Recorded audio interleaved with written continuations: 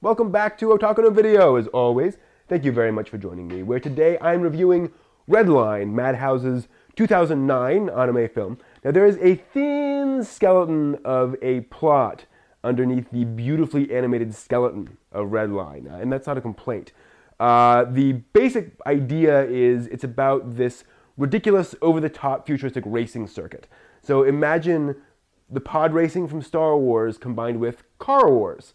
You got these vehicles out of Sid Mead's wet dreams, firing weapons and using these enhancements that seem like they're straight out of Gamma World or something.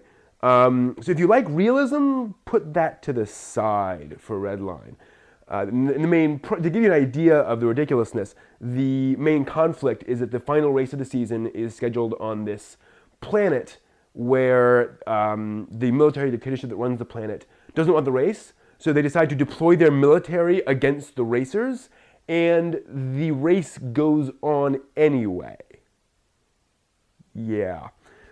And there's a B-plot, there's a guy and a girl, and they kind of like each other, and the guy's right-hand man. Well, anyway, that's about it. There are absolutely zero surprises in any of the actual story of Redline. But Redline is all about energy and presentation. Like the makers of any good action film, the staff of Redline seem to care most about pacing and visual flair.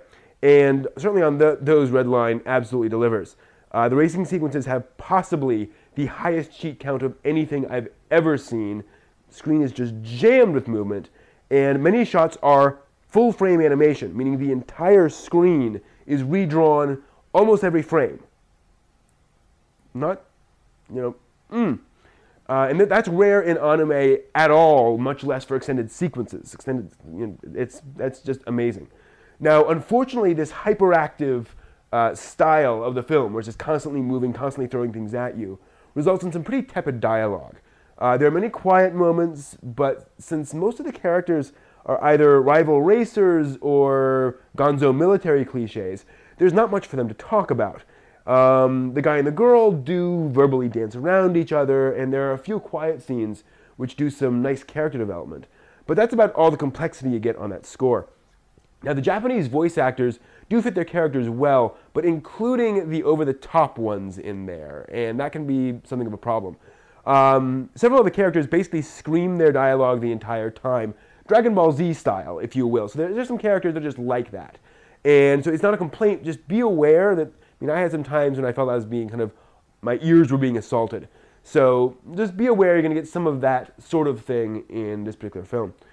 Overall, though, Redline is a visual feast, just unbelievable, excuse me, that must be appreciated as a high-energy action story. It's an action film.